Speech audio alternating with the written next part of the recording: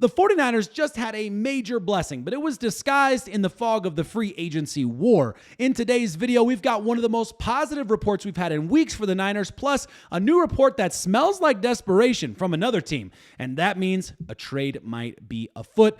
Do people say afoot anymore, by the way? I think they should, but hit subscribe if you're looking for daily 49ers content. We got a 10K giveaway coming soon to a subscriber near you, so make sure you're subscribed up. But Albert Breer wrote one of the most interesting things about the San Francisco 49ers, and that's where I want to start the bidding in today's video. Here's what he said. I think the death of the 2025 San Francisco 49ers has been greatly exaggerated.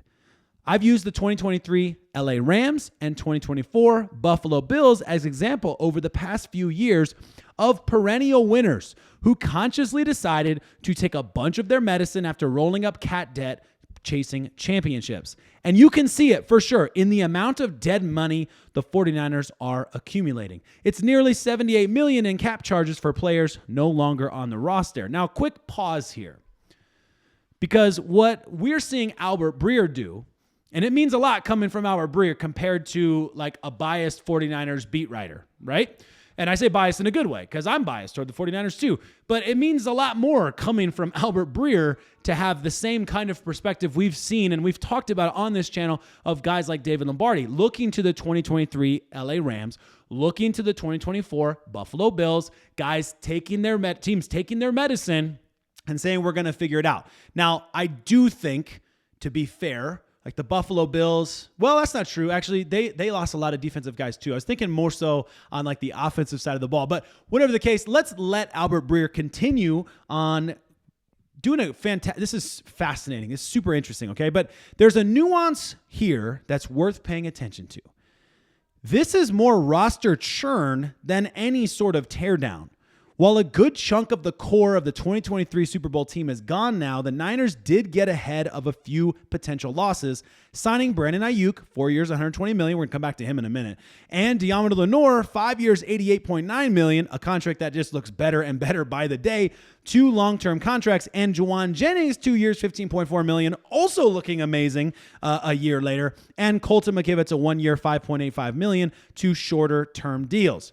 That's with Nick Bosa, Fred Warner, Trent Williams, and Christian McCaffrey intact as all-pro foundation pieces to build around, and with a big contract for Brock Purdy coming. Now, if you're like me, and you might not be, maybe you just watch my videos and you don't like just indulge in 49ers content constantly.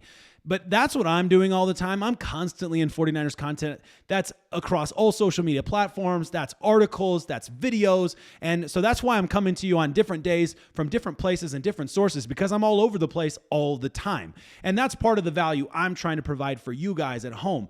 But if you're anything like me, you've probably felt, if you've been doing any of that kind of stuff, you've probably felt like, man, there's a lot of negative going on right now around the 49ers and around what they're doing.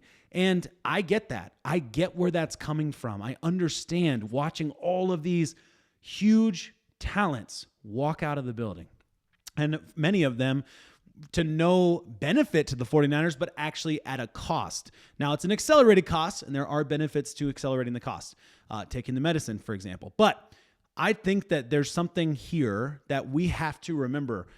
We got to think about the pillars that are left behind, because the 49ers are not just completely emptying the roster or the dressing room or whatever you want to call it. Like, they're not emptying it out and then just building from scratch. The 49ers have key pillars they're building around. Some of these key pillars, like Trent Williams, for example, are key pillars for a short-term turnaround. And some of these key pillars, i.e. Brock Purdy, if he continues to play the way we believe he can, these are guys that will be pillars for the next decade. So there are always a variety there. The turnover, the roster turnover in general, guys, like, we've talked about it before, but if you look at any one team over a 4-year span, like that's 4 total seasons, and say before entering this season and exiting this season, okay, over the course of 4 seasons, who's on that roster from that period of time? And there's always insane turnover. The vast majority of a roster of any football team is going to look incredibly different just 4 seasons removed. So when you look at what the 49ers did last year, by John Lynch's own admission, saying we basically were like, we're putting all the chips out there and we're just going for it. We got an incredible roster. I told you at the beginning of the season, and I still believe this, it was the most talented roster in the National Football League. I want to throw caveats out there and be like, the New York Jets had a higher rated defensive line. That turned out to be very accurate. But if everyone was healthy, I would have loved to see what Javon Hargrave playing his best and Malik Collins actually playing alongside Javon Hargrave, what that could have looked like over the course of a whole season. There's a lot of things like that I would love to see. I'd love to see what Leonard Floyd looks like if you've got those 3 guys, Nick Bosa, Malik Collins, and Javon Hargrave all out there playing at their best. You're never going to see it perfectly. It doesn't happen that way. You just don't get times where everybody's all playing at their best, team wide. There's always somebody who's, not playing their best football, I guess, right? But you're in the ideal world, if you have the best roster in the NFL, you should be able to put together a run of games where the majority of your players are playing at the top of their ability. I've gone way off track here. My point is there are some huge pillars still left on this team.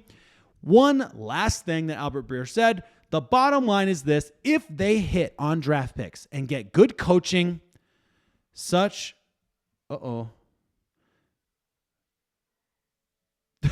don't know what that word is. Such as the Rams and Bills did, I guess the Niners will be just fine, right? If they hit on draft picks and get good coaching, they're going to be just fine. That's the bottom line. And that I will agree with. Let me know in the comments if you disagree. There's one other thing, however, that is kind of niggling around in the 49ers media, kind of off on the outskirts mostly. And it's this, I want to talk about that real quick. I'm not going to read the whole thing. Don't worry. Dante Atkinson said exactly what I was trying to say in a video recently that you guys called me out on. Several of you commented on saying I'm getting the wrong idea or putting out the wrong idea about what the Vegas odds mean. And that was my bad in terms of communication. What I was trying to get across is what's on the screen right here. The idea that because Vegas is putting all of this energy into determining what teams have the best odds because they don't want to lose a ton of money, them choosing the 49ers to win the NFC West, that's them going through all of their paces, doing all of their research, running all of the analytics with all of the latest information and still saying the 49ers are the team to beat in the West. So that's something worth celebrating in itself. That's all I was trying to say. It was a really good tweet, though, so I wanted to throw it out there. But let's talk about Brandon Aiyuk, because I'm sure by now you've heard about the Cleveland Browns pounding the 49ers in the past week or so, trying to find a deal that works for Brandon Aiyuk. And it looks like they want a wide receiver 1 for Shedeur. This is from Frashella, who wrote for Bleacher Report and a bunch of other things. I saw this, and it's now been, this was yesterday, right? So I didn't catch this before I recorded the video.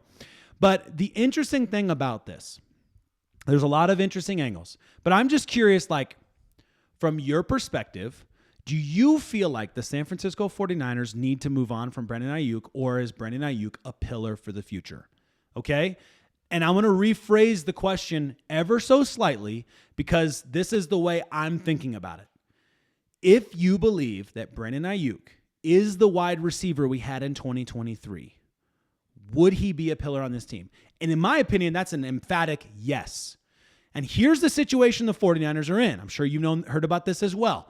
So April 1st is that day we've been talking about. If it doesn't get done basically this week, if it's not happening this week, the Aiyuk deal should not be done. I'm going to tell you why I'm saying that, because I've heard some mock draft situations where the 49ers trade Brandon Aiyuk at that point, and I think they've missed the window if they do that, because there's a 2025 option bonus that becomes fully guaranteed on April 1st or fully vested, right? And there's a 2026 option bonus that's also fully vested on April 1st, this upcoming April 1st. So there's a lot of money on the line for the 49ers to keep Brandon Aiyuk around this football team, which means, if, in my opinion, if you're going to keep Brandon Aiyuk past April 1st, it's because you're committed to him, You're committed to what he's going to be for the future. He's a pillar for your team when he comes back healthy, and he's the guy you're continuing to build your offense in mind of, right? You've got, of course, George Kittle, but he's aging out. He will be aging out soon.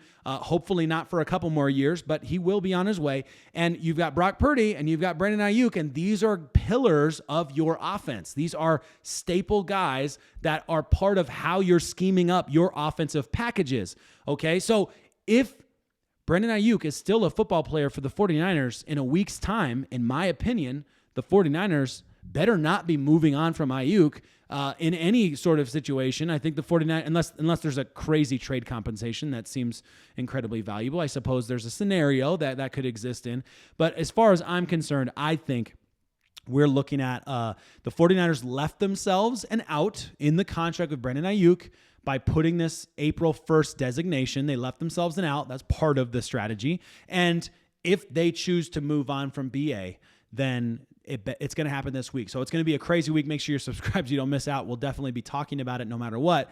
I think the reality for the 49ers is they're getting called by all these people. And if they're truly this desperate, if they're as desperate as oh shoot, what's his name? I didn't write it down.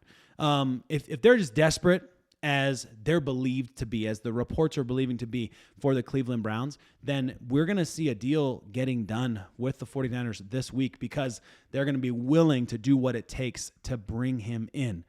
Interesting move. Not sure about that. We'll have to wait and see how it all plays out. Personally, and you can disagree with me because I get it, Brandon Aiyuk is a very divisive figure because of how he started the season, because of the way he held out last summer and then ended up just taking the contract after basically going all of training camp when he could have actually come in for a good chunk of it. And that messed up the season. That messed up the vibes. There was a lot that was wrong with Brandon Aiyuk, and I'm completely comfortable with you holding him very much accountable for a lot of the things that happened because of that holdout. I do agree with that. But I also believe that Brandon Aiyuk is still an incredible football player. And if you can get him, if you're going to keep him around, he's a pillar for the team. If he's not a pillar for the team, get rid of him. So I've seen a lot of people saying, like, don't be surprised if the 49ers trade Brandon Aiyuk for a third rounder and, like, that's all we get out of him. And that would be low value, and that would be the 49ers admitting that they messed up last summer. That would be the 49ers doing a lot of things wrong. But it would also be the 49ers saying he's not the pillar we're building around in the future. I think the thing for me that, like, gives me hesitation is I'm trying to portray the idea that I believe Brandon Aiyuk could still be an incredible player on this football team. And the connection between Purdy and Aiyuk in 2023 was just so perfect, so good. The one thing that, like, I go back to in my mind was when, like, a couple weeks into the season, he's finally, like, there. He's not playing super well. And the red shorts drama where the rest of the team's not wearing red shorts. He wants to wear red shorts and he's acting like a little bit of a baby on the football field, on the training field. Like, that for me, like, that really bummed me out. That really upset me because of all that he'd done up to that point and because of the situation he was putting the Niners in. But I would still take him.